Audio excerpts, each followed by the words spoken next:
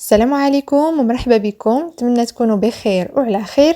اليوم ان شاء الله غادي نقدم لكم مائده ديال الكوتي بوصفات متنوعه. غادي نحضروا فيها دوازتاي ديال الغريبه الجزائريه كتجي مقرمشه وهشيشه في نفس الوقت. كذلك غادي نحضروا واحد المسمنه او رغيفه في الفرن وعصير.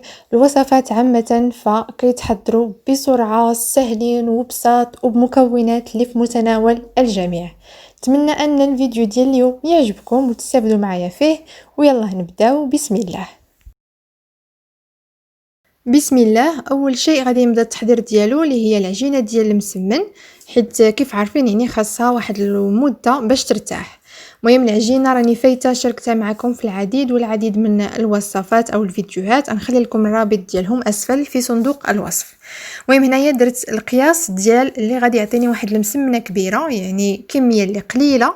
درت زلافه صغيره ديال الفينو وزلافه صغيره ديال الدقيق، واحد المعلقه صغيره هكا تكون عامره ديال السكر، معلقه صغيره ديال الخميره ديال الحلوى او البيكن باودر، نص معلقه صغيره ديال الخميره الفوريه كندوبها هكايا بشويه ديال الماء، معلقه صغيره ديال الزيت النباتيه وشويه ديال الملح، تقريبا واحد نص معلقه صغيره هكاك او حسب الذوق. صافي غادي ندير الاناء ديالي في العجانه باش هكا يعني ما نضيعش الوقت. في هذه الاثناء هذه نبدا كنوجد المكونات اللي غادي نحضروا بهم الغريبه ديالنا. صافي وغادي نبدا كنعجن العجينه ديالنا. المهم انا تنعجنها دائما بخليط بين الحليب والماء، نخليو العجينه ديالنا كتدلك مزيان، يعني حتى كنبداو كنسمعوا بحال الا العجينه كتطرطق. هذا دليل على ان العجينه ديالكم راها مدلوكه وكتعطيكم نتيجه احسن، يعني وتيجي واحد المسمن اللي كيجي مفروق وما يضركمش حتى في المعده ديالكم. صافي شكلت هكا منه كويرات كيف كتشوفوا، يعني واخا تنشكلهم تتبدا بحال واحد الفقاعات تيكونوا من الفوق، يعني راها مدلوكه مزيان. كندهنهم بشويه ديال الزيت النباتيه وكنغطيهم هكا بواحد البلاستيكه ونخليهم جانبا كيرتاحوا. في هذه الاثناء غادي نبداو كنحضروا المكونات اللي غادي نحتاجو لتحضير الغريبه ديالنا، كتجي رائعه هشيشه مرمله ومقرمشه في نفس الوقت. نبداو بسم الله. عندي هنا في واحد الاناء غادي ندير 125 غرام ديال الزبده. انا درت كميه قليله اللي تكفينا هكايا واحد 3 ايام 4 ايام او اسبوع يعني ماكسيموم. المهم باش هكا دائما نبقاو كنشكلوا في الحلويات وما يبقاوش ضايعين. درت 125 غرام ديال الزبده اللي تكون بحراره ديال المطبخ. انا هنا درت زبده ديال العلبه، ضفت عليها نص كاس ديال السكر. ممكن تزيدوا او تنقصوا الكميه على حسب الذوق ديالكم، لكن نص كاس راه كيجي هو هذاك في الحلاوه. واحد القبيصه ديال البلحه، نسمت بشويه ديال البودره ديال الفاني، واحد العلبه ديال الفلان بالنكهه الفاني، وضفت كذلك 4 كاس ديال الزيت النباتيه، تقريبا واحد 2 حتى 3 ديال المعالق كبار ديال الزيت. كندمجوا مزيان هاد المكونات كلها مع بعضياتها غير بالطراب اليدوي حتى كنحصلوا على خليط اللي تيكون متجانس وكريمي. من بعد غادي نضيف هنايا، هو من الافضل ديروا يعني غير نص كاس، انا يعني تيعجبوني هكايا التقيوتات، يعني شحال ما كانوا هاد التقيوتات زايدين شحال ما تيعطيو يعني مذاق ألذ. درت مزيج بين اللوز محمر شويه ومهرمش بالقشره ديالو، وكذلك شويه ديال الزنجلان. تقدروا ديروا كاوكاو والزنجلان، تقدروا ديروا اللوز والكوك، مهم تقدروا ديروا هي الزنجلان بوحدو او هي اللوز بوحدو، المهم اللي بغيتو تيبقى داك الخليط ديال المكسرات على حساب اللي متوفر عندكم.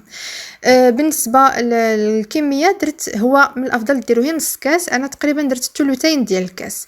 صافي وكنبدا كنضيف الدقيق تدريجيا شويه بشويه حتى كتجمع لينا العجينه ديالنا. كنحصلوا على عجينه اللي كتكون يعني رطبه وما كتلصق ليناش بالاصابع ديالنا. فهاد الحلوه هذه ما فيهاش الخميره ديال الحلوه، كذلك ما فيهاش البيض، و يعني بمكونات اللي بسيطه جدا. نبداو الان بسم الله في التشكيل ديال الحلوه ديالنا. بغيتو تشكلوها في هاد الطوابع ديال المعمول شكلوها. المهم انا جربت وحده شكلتها فيه شويه لصق ليا. تقدروا ديروا في هذا ديال الراكيطه، تقدروا ديروا هادو ديال المعمول كذلك اللي تيكون فيهم هاد الطوابع فرديين. المهم اللي كان عندكم تقدروا تستعملوه. انا غادي ندير هذاك ديال يعني هذيك اللي كتخرج هكا في الغوز، هي اللي غادي نحضر بها. كناخذ هكايا الحلوه ديالنا، درتهم من وزن 20 غرام، يعني كتجي هي هذيك في القياس، حيت مازال غادي نضغطوا عليها فكتجي الحجم ديالها متوسط، ماشي صغيره وماشي كبيره كاع. صافي كناخذ واحد البلاستيكه باش هكا يعني الحلوه ديالنا ما تلصق ليناش في داك يعني المول. تنغلفها هكايا بلاستيك غذائي وكندير عليها داك الطابع، كنضغطو عليه مزيان باش يعني كيعطينا الشكل ديال الرسمه. صافي وكنحصلو هكا على هاد الحليوه هادي، كتكون هكا منقوشه وفيها ديك الرشمه، راه تيكون يعني فيهم اشكال متنوعه يعني في العلبه ديالهم. صافي غادي نبقى مستمره بنفس الطريقه حتى نكمل الملء ديال الصينيه ديالي كامله. كي شفتوا طريقه التحضير ديالها فمن اسهل ما يكون، ولاو صراحه تعجبوني انا هاد النوع ديال الحلويات، الدوازاتاي بلا داك الشكلاط، بلا الروينه ديال الشكلاط. يعني مده طويله ما حضرت شي حاجه بالشكلاط، يعني هكا حلويات ديال الدوازاتاي تيكونوا فيهم تقيوتات وتيكونوا صحيين وتيكونوا لذاذ بزاف، وشي حاجه خفه نزربن ها هي وجدت. المهم غادي ندير معكم هكا وحيده في هذاك المول ديال المعمول هكاك اللي تيتباعوا. يعني حتى هي نفس الشيء، كندير بلاستيك غذائي وكندير واحد الكميه في داك الطابع وكنضغطو مزيان باش كياخد الشكل ديال الطابع، يعني حتى هو راه تيخرج فيه الرشمه. صافي غادي نبقى مستمره بنفس الطريقه حتى نكمل الملء ديال الصينيه ديالي كامله. صافي هنا بعد ما كملت الملء ديال الصينيه ديالي كامله، هذه هي الكميه اللي تحصلت عليها ب 125 غرام ديال الزبده وربع كاس ديال الزيت، يعني كميه اللي تكفي هكا 3 ايام 4 ايام، ونعاودو نديرو عاوتاني شكيال جديد باش ننوعو دائما. غادي ندخلها الفران اللي سخنته من قبل على درجه تكون 180 درجه.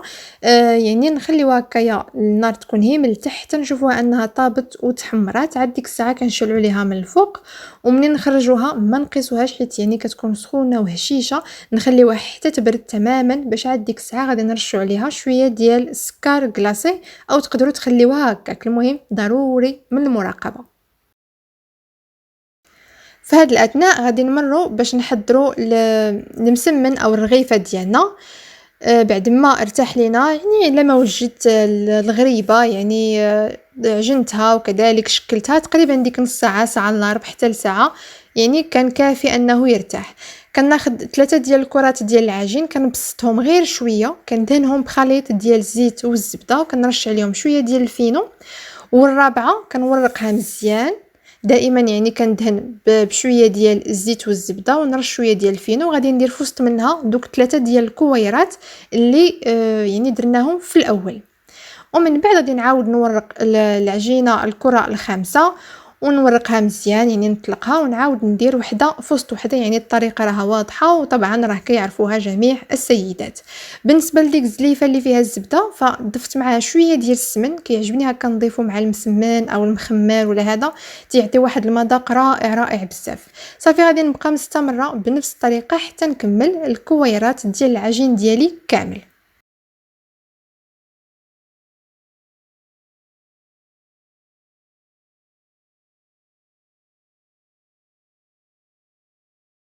صافي هنا بعد ما كملت تشكيل ديال العجينه ديالي، غادي نخليها هكا فوق سطح العمل كترتاح لينا باش يسهل علينا اننا نمددوها في الصينيه ديال الفرن. وتيكون هذا هو الشكل ديال الغريبه ديالنا بعد ما خرجتها من الفران. كتجي هكا محمره من التحت ومن الفوق، وكتبقى محافظه على داك الشكل او الرشمه اللي كان يعني كنطبعوها بها. غادي ندير لها واحد الرشيشه خفيفه ديال السكر كلاصي، تقدروا تخليوها هكا. المهم السكر كلاصي فقط للزينه، يعني غير واحد الرشيشه خفيفه، فراه ما تيعطيش الحلاوه كثيره، خصوصا انا درت هنايا سكر كلاصي سبيسيال، يعني ما تيكونش حلو بزاف. صافي وغادي نزولها وغادي نديرها فوق واحد الشبيكه كتبرد، ونكملوا التحضير ديال الرغيفه ديالنا. درتها هنايا في الصينيه ديال الفرن، كنبدا كنمددها مزيان، كنبدا كنرش غير بخليط ديال الزيت والزبده اللي كانت تبقى ليا. ما كندهنها لا بيض لا حتى شي حاجه، غير داك الزيت والزبده، فراه تيخليها تجي مورقه ومحمره من الفوق. صافي غادي ندخل الرغيفه ديالي الفرن، يعني الفرن راه مازال سخون، يعني بعد ما طيبت فيه الغريبه. غادي نشعل عليها غير من التحت حتى نشوفوا انها راها طابت وتحمرات من التحت. عاد ديك الساعه غادي نشعل عليها من الفوق، ودائما ضروري من المراقبه. كذلك غادي نشارك معكم واحد العصير يعني خفيف وتيجي لذيذ بزاف. درت واحد الكميه ديال العصير ديال البرتقال، واحد 2 حبات ديال الخوخ اللي كان عندي في المجمد، شويه ديال السكر او تقدروا تستغناو عليه، واحد الكميه ديال الفراوله اللي حتى هي كانت عندي في المجمد، يعني كندير هكا منها شويه شويه، وعلبه ديال الياغورت بالنكهه ديال الخوخ او ديال المشماش. المهم كان التاريخ ديالو قرب يسالي، فقلت من الافضل انني نستغلو ونديرو هكايا في العصير وما يضيعش. صافي غادي نطحن الكل مع بعض وتيكون العصير ديالنا راه جاهز، تيجي بارد مع اصلا الخوخ يعني جامد، وكذلك الفراوله حتى هي جامده تيجي بارد، يبرد علينا في هذه الحراره هذه يا سلام. صافي غادي ندخلو للثلاجه ونخليه حتى لوقت التقديم. كذلك الرغيفه ديالنا كيكون هذا هو الشكل ديالها بعد ما خرجتها من الفران، خليتها جانبا كتبرد. نقسمها معكم، فرا كتجي هكا محمره من الفوق، ما دهناها لا بيض لا حتى شي حاجه، غير بداك الزيت والزبده تيخليها تجي محمره ومذهبه وكذلك مرقه ومقرمشه. كيف كتشوفوا انا كنقسمها وهي كتبدا يعني كتفرتت، وخصوصا يعني هكا الحاجه في الفران ما كتبقايش واقفه عليها بحال الا طيبي، يعني دوك 5 أو 6 ديال المسمنات في المقله كتبقاي واقفه عليهم وحده بوحده هكا في الفرن، يعني كتدخلي داكشي للفران تقدري في هذه الاثناء يعني كتوجدي حاجه اخرى. صافي وكتكون هذه هي المائده ديالنا ديال الكوتي اللي حضرنا فيها عصير بالبرتقال، الخوخ، الفراوله، وكذلك الياغورت ديال الخوخ. المهم طبعا العصير تيبقى على حساب الفواكه اللي متوفره عندكم. حضرنا كذلك واحد الرغيفه كتجي مرقه، ما كتجيش هكا ميدمه بحال المسمن اللي تنطيبو هكا فوق المقله، تيجي لذيذ بزاف ومرق ومقرمش. وكذلك الغريبه ديالنا تيكون هذا هو الشكل ديالها، قدموها مع شي كويس ديال الشاي او القهوه، وهكا باشياء بسيطه نحضروا هكا واحد المائده مشكله متنوعه. اتمنى ان الاقتراح ديال اليوم يكون عجبكم، تكونوا استفدتوا معايا في هذا الفيديو هذا ولو بالقليل. في انتظار اقتراحاتكم، ارائكم، كذلك الدعم والتشجيع ديالكم. وما تنسونيش من صالح الدعاء ديالكم بالصحه والراحه، والسلام عليكم.